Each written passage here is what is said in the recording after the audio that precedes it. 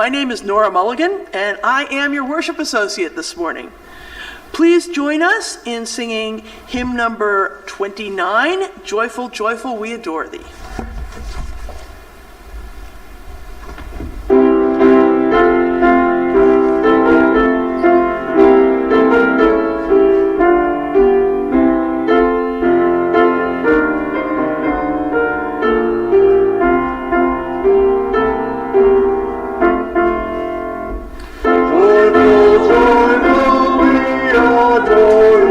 God of glory, God of love,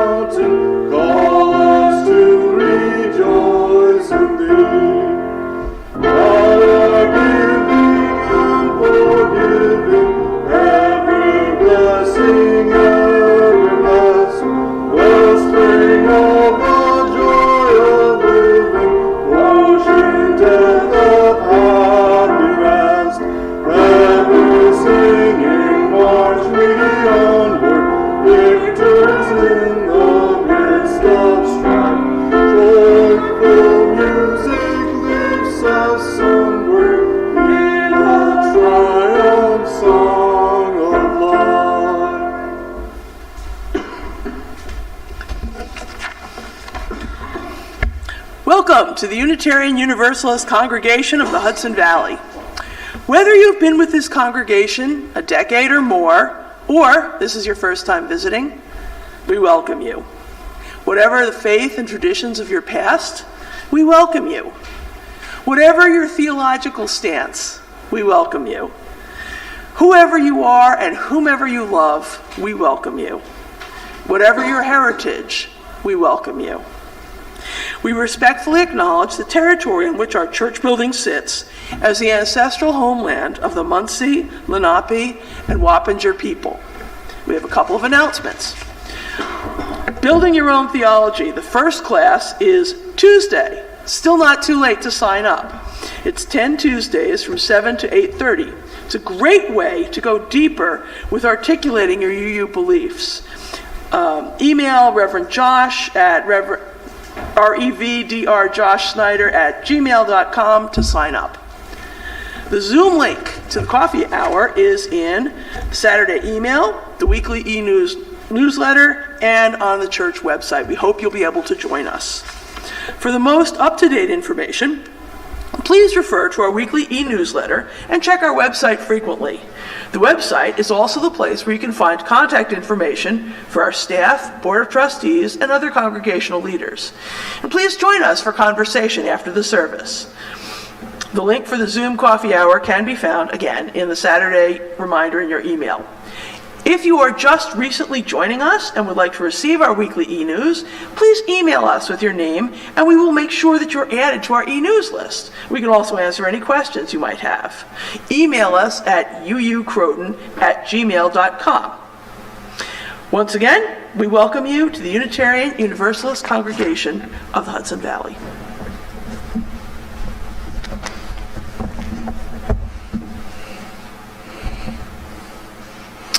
Come out of the storm and rest with us.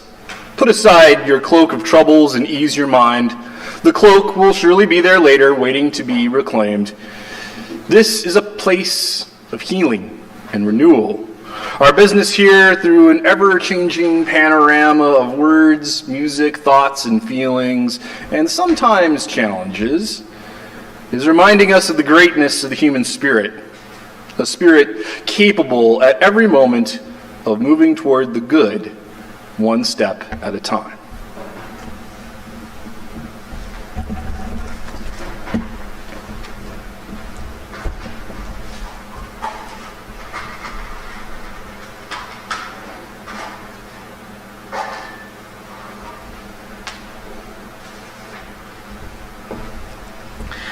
Our chalice lighting this morning is by Beth Graham. We light this chalice for the gift of trusting, for trusting ourselves, for trusting our strengths and weaknesses, for trusting our hopes and desires, for trusting that special voice deep within. We light the chalice for the gift of trusting the unknown, for trusting the way the unknown and unknowable work through each moment of our living, for trusting the presence of mystery in our lives, for trusting the voice of mystery when it is still and small, as well as when it is loud and clear. We light this chalice for the gift of trusting. Now, please join me in saying our unison affirmation. The words are in your order of service. Inspired by love, our mission is to seek our true nature, connect deeply and openly, and act for justice. Let us now bear witness to the joys and sorrows experienced in our community. If you have a personally significant joy or sorrow that you're willing to share, email Reverend Dr. Josh Snyder at gmail.com. If you would, anyway, sorry about that. Okay.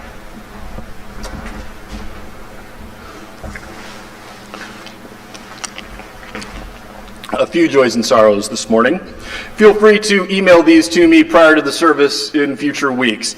Linda Karen Nicholas had a fall this week and found herself in the hospital. However, she shared a joy that her former husband came over to help and was cooking her Persian food.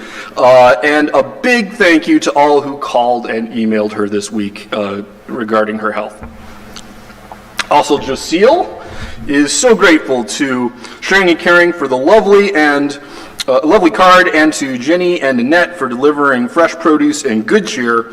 She's deeply appreciative for everybody's kindness and well wishes, and we are very grateful to have you back where you belong, Jocille. I'm sure worship via my cell phone is not a great experience, so we are good to have you here. And finally, one last sorrow for the great Buddhist teacher and writer Thich Nhat Hanh, who passed away this week. And although 95 years old and not unexpected given poor health, still we lost a great bodhisattva this week.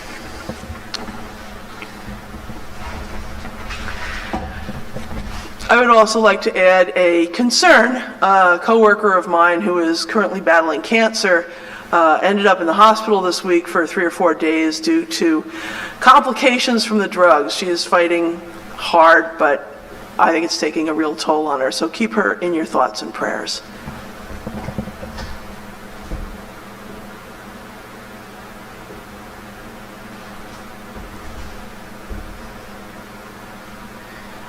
I light a candle for the unspoken joys and sorrows that we have, that all of us hold in our hearts, and another candle for all those who need to find a place where they can share their joys and sorrows.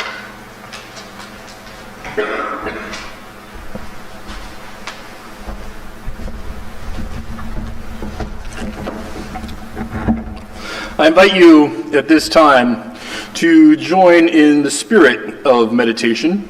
You may want to do so by sitting up a little straighter wherever you are, putting your feet flat on the floor to ground you to the earth. Take in a nice deep breath and gently release it, releasing all of the stress of the week.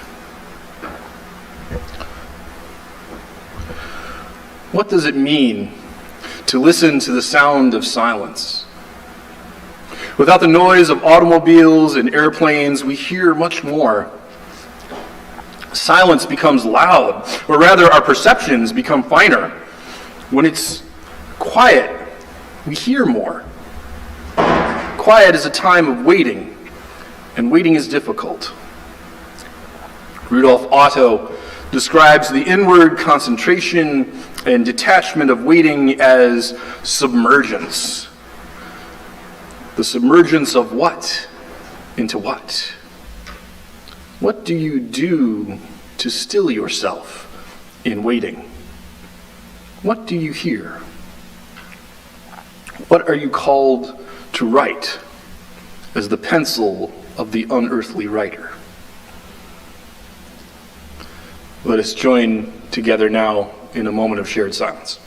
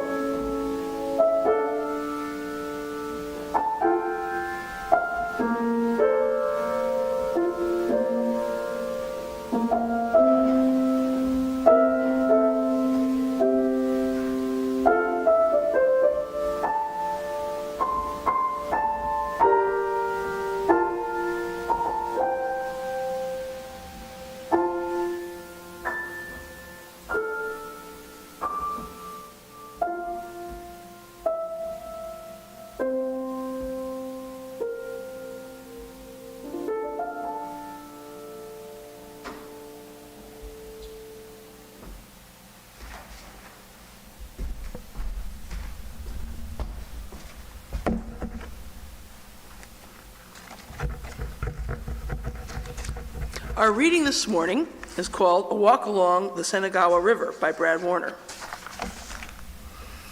One day in early autumn, I was walking to work. As I got to a little bridge that crossed over a very narrow part of the Shenandoah River, I suddenly became open to everything in the universe throughout all time. I had crossed that bridge every day for years. It was my customary route to work. I would take the Otakyu train from Shinjuku Station to Seijo Gaikuin-mei Station, get off there, walk by the KFC with the plastic statue of Colonel Sanders out in front, and down the street, make a turn at the river, walk along the river to the bridge, and cross over. Then I'd walk behind Toho Studios where they made the Godzilla films. Sometimes I would be lucky enough, when I peeked in, to see them actually filming a guy in a Godzilla suit walking around in a miniature Pacific Ocean, complete with tiny battleships. After that, I'd wind my way down through the back streets to Subaraya Productions, the company I worked for. The day I met God was completely normal, probably a Tuesday or some other nondescript weekday. One of the oddest things about what happened is that I cannot place a date on it. I suspect it was in the late 1990s. My sense of time was knocked for a loop so hard that it is impossible for me to even reconstruct events enough to figure out what the hell year it was with any more accuracy than that, let alone what day. And that's very odd, even to me. The reason I can't fix a date on it is that the incident occurred outside of time. I know that sounds bizarre, but this is something Tim had told me about so-called enlightenment experiences. We usually think that everything happens at a specific point in time. Well, this didn't.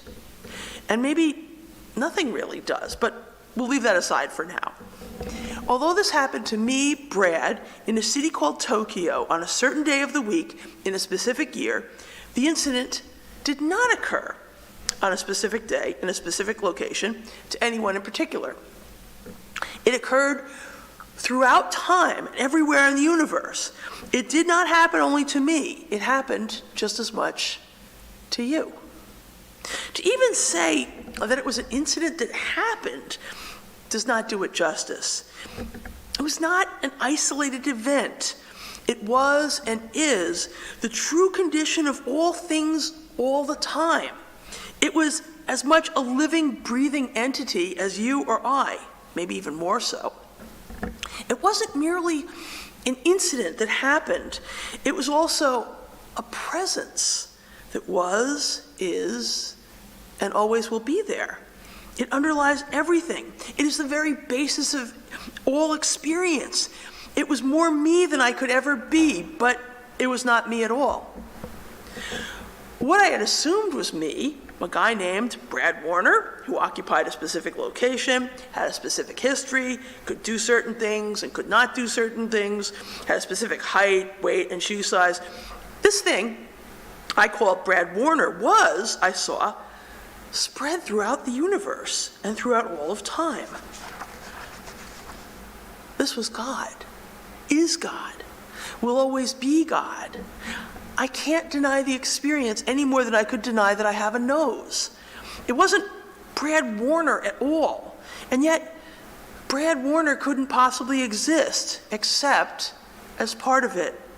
Nor could it, God, exist apart from Brad Warner.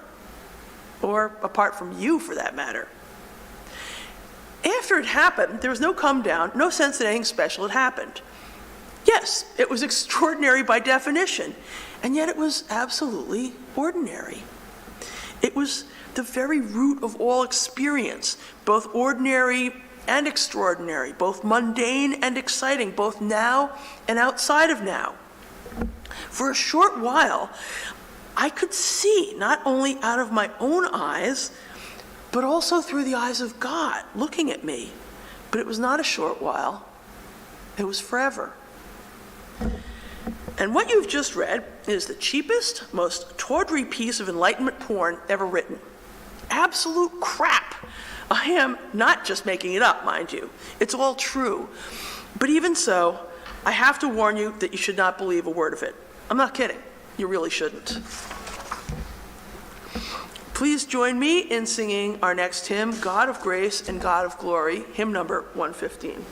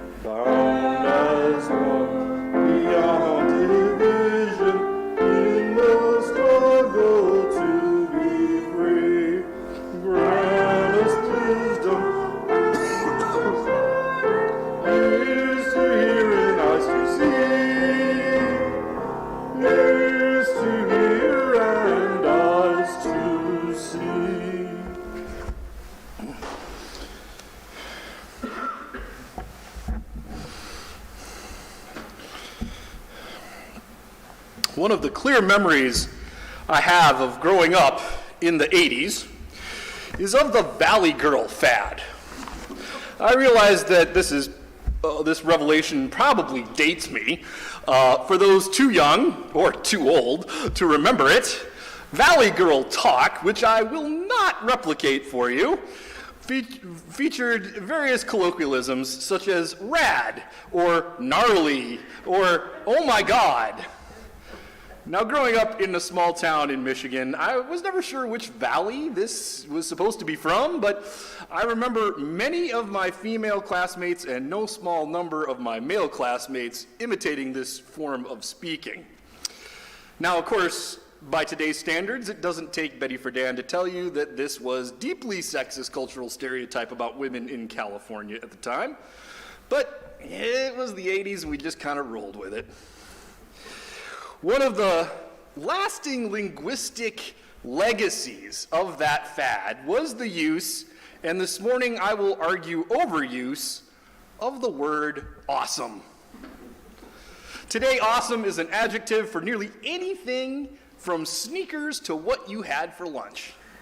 We use the word awesome to describe the most mundane and ordinary objects, which, in point of fact, the word is intended to mean the very opposite.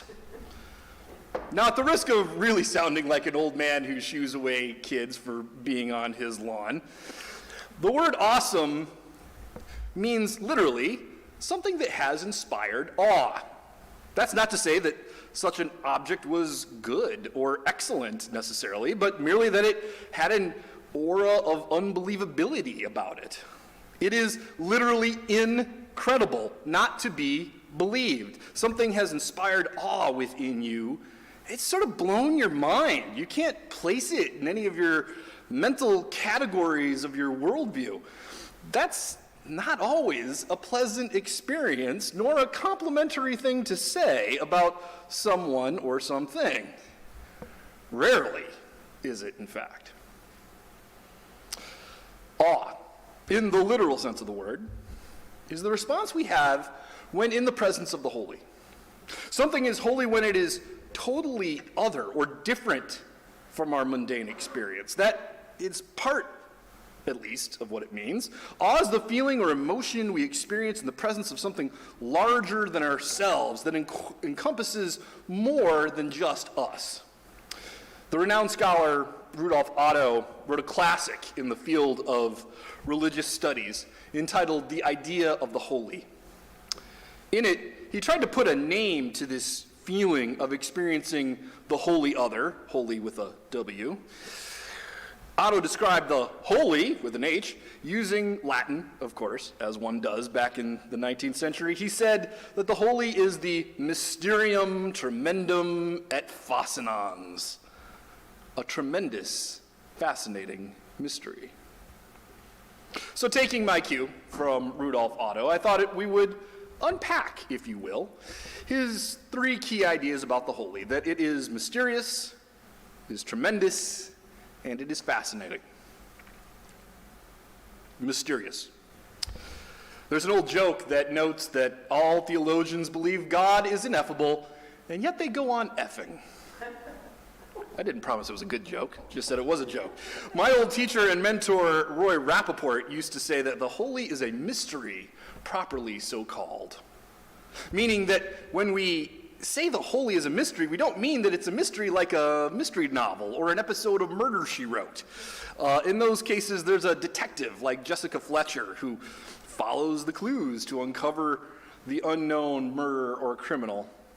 And in the case of Murder, She Wrote, she is always successful, somehow within an hour.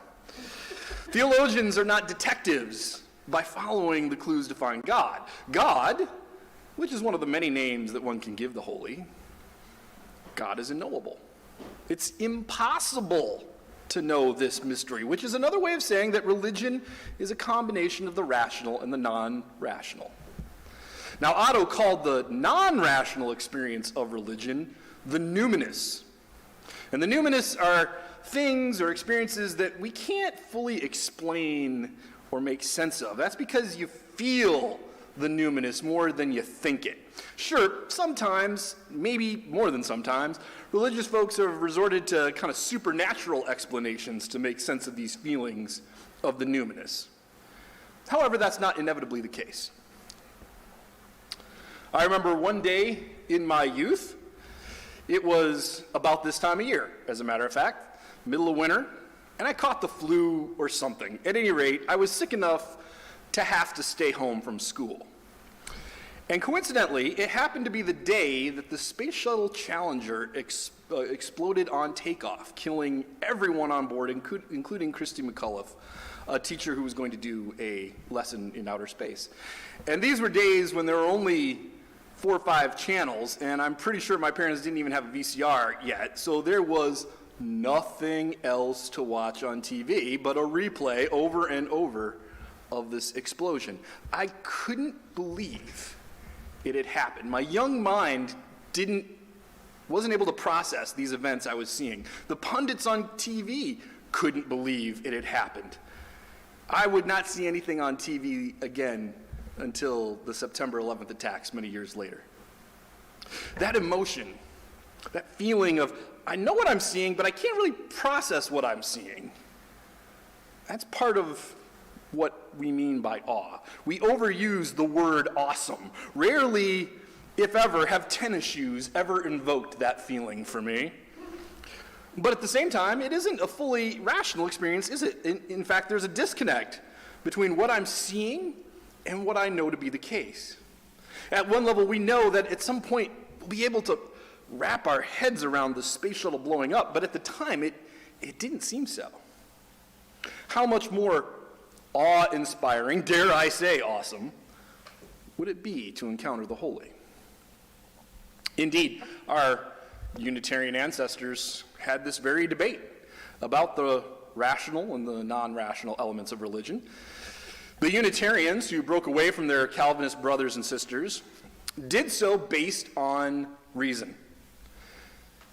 Calvinism, they argued, despite being a tightly formulated and internally consistent theological system, was not what you would call rational in the purest sense. Reason led to heresy, the Calvinists claimed, and heretics were to be excommunicated or burned.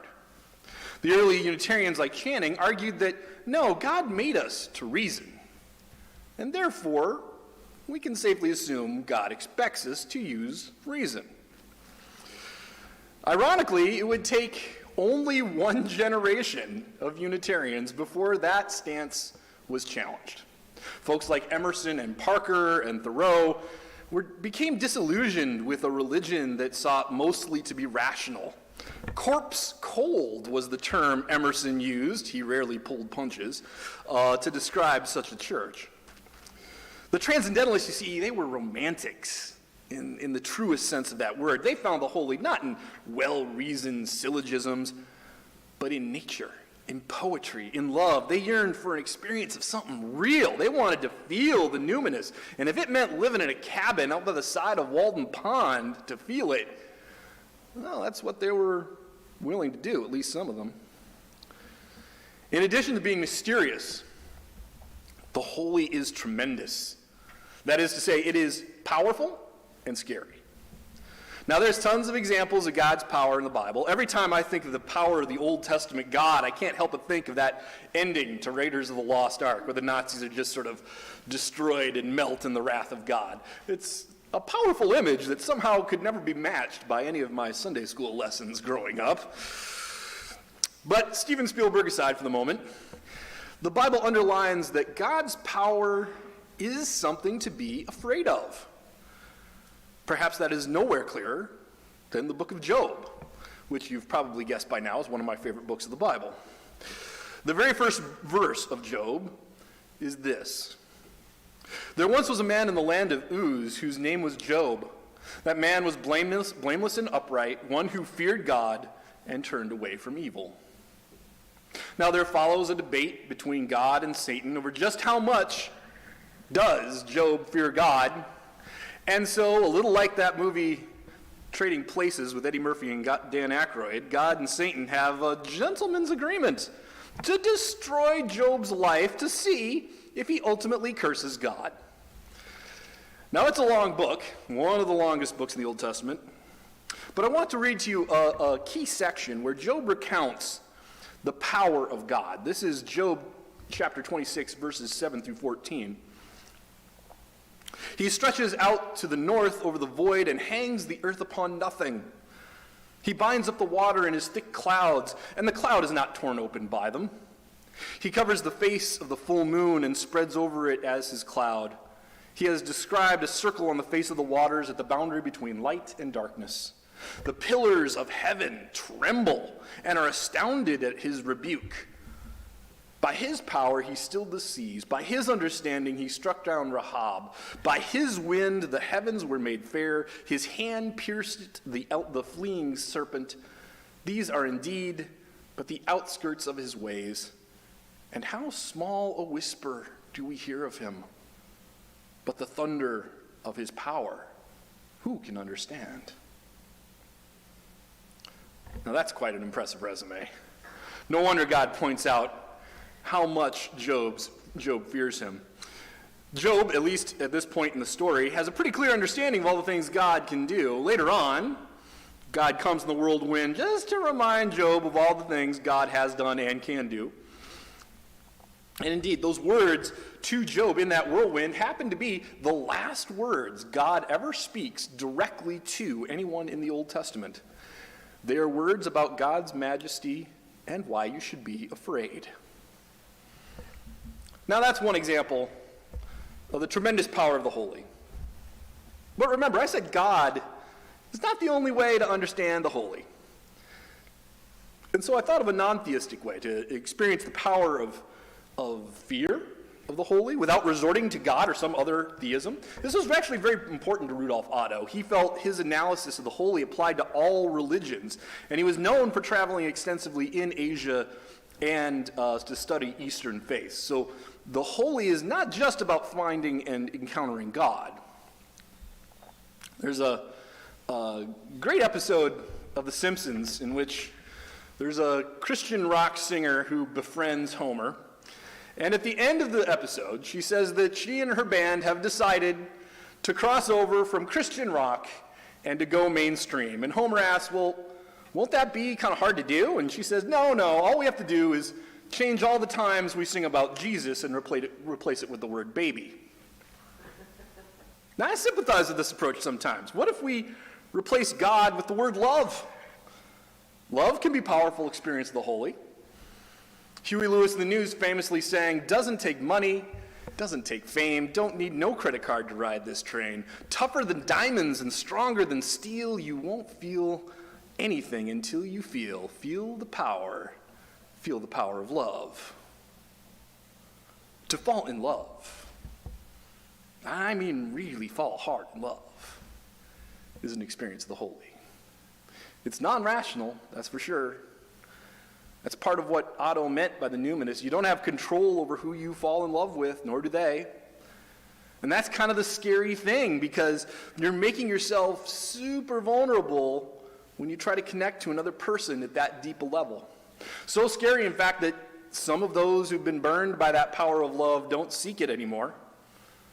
But I think that's a great tragedy, to cut oneself off from such a tremendous mystery as the holy. Fortunately, the holy is also fascinating, that third aspect. Despite its mystery, despite its power, despite even the fear and awe we may experience in its presence, we are fascinated by it. It has an allure. We're drawn like a moth to that proverbial flame. We want to know what that is like. We want to have an experience of the holy. In our reading this morning, the Zen writer and Zen master, Brad Warner, recounts his experience of encountering the holy as he was just walking to work along the streets of Tokyo. He's something of a Buddhist rebel, and as you heard kind of towards the end, likes to talk about things like enlightenment porn, and thought he would share his experience of what it's like to feel enlightenment, even at the same time he doesn't put much stock into it. These experiences are kind of meant to tantalize and excite us, but he says you can't chase after someone else's experience. You have to go after your own. Before I left Chicago, after graduating from seminary, a friend of mine gave me tickets to see Sting and Tracy Chapman at the United Center. It was kind of a combination birthday and graduation present. Probably the best concert I've ever been to. The United Center, for those of you unaware, is where the Chicago Bulls play basketball, and the arena was packed. There's something about rock and roll, isn't there? It's music that is not particularly in-depth. It's not complex like Mozart or Wagner. The guitar riffs are not nearly as elaborate as Buddy Guy or B.B. King. A couple of years back, there was even a comedy routine from this band in Australia where they pointed out that there are dozens, if not hundreds, of pop songs, hits throughout the decades, which are the same four chords repeated in the same order with just different rhythm and speed. But the energy, the bass line, the hook that rock and roll brings grabs people at a primitive level and gives them that experience of the numinous. 30,000 people in the United Center together responding to that same music. People have been attracted to it for generations. And conservative Christians have feared it for that long, perhaps with good reason, because rock and roll is that fascinating element of the numinous. Rudolf Otto teaches that there is a mystery to life that we cannot know, yet gives us energy and passion to live. We feel the hunger for it, even as we are scared and repulsed by it. For Unitarian Universalists, I think we need to acknowledge the holy without necessarily falling into that easy assumption of theism. Or, the opposite, to flatten it out so much that we think a new sweater is awesome. Lots of things can be holy. or at least a gateway to the holy. Most of all, I think it's important to be open to that transformative power of the holy, to risk being transformed by its power, even if it is scary at times. Life can be scary, even while it's worth living to the fullest. And like our fellow iconoclast, Brad Warner, we need to be skeptical of it. We must not fully abandon reason, lest we be overwhelmed or coerced in dangerous ways. Now, I realize I've probably dated myself this morning. The few of my references, if you happen to get the chance and go back to watch this sermon on YouTube, I suggest counting the number of references I've made to the 1980s in the past 17 minutes. So while I may be old in the eyes of some of our youth, I hope I never cease to search and perhaps even find a window to the holy. May we all have an open heart to the numinous that shines forth throughout our lives. I love you. You're all awesome. Amen. I invite you now to join with me in singing hymn number 1018, Come and Go With Me.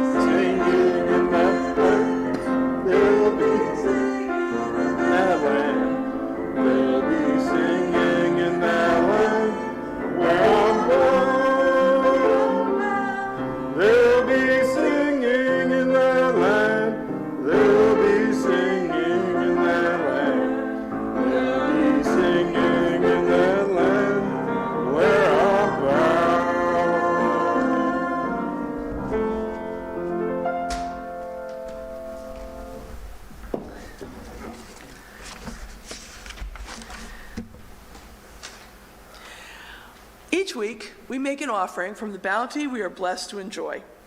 We do this in a spirit of love and generosity, aware that we have benefited from those who have gone before, those who in their turn gave generously. Our offering goes to support the work of love and justice undertaken by this community. Today's offering will also be shared with Midnight Run. Please refer to our e-newsletter or website for more information. You can make your donation in several ways. You can scan the Q code in your order of service. From your homes, you can make your donation via credit card or PayPal using the links provided in the newsletter. Please remember to give a little extra to compensate for the 3% surcharge. Or, if you prefer, you can always mail us a check. The offering will now be given and gratefully received.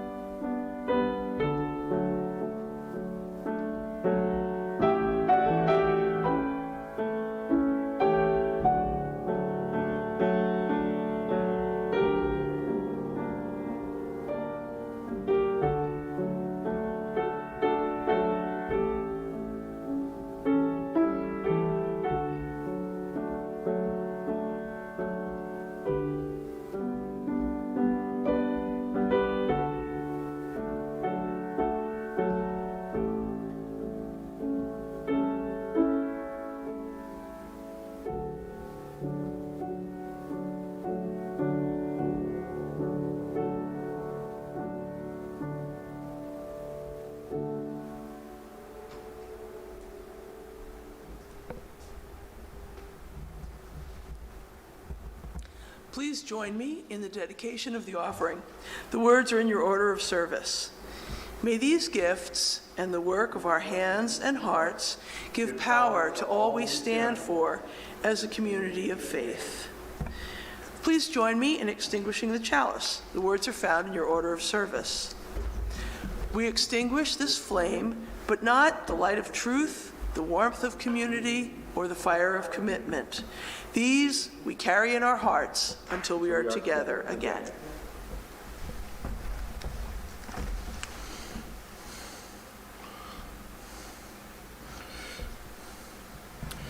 Our time in this place may have ended, but our connection with each other and this community remains. Together, may we walk the path of justice, speak words of love, live the selfless deed, trod gently upon the earth, and fill the world with compassion. Until we meet again, blessed be.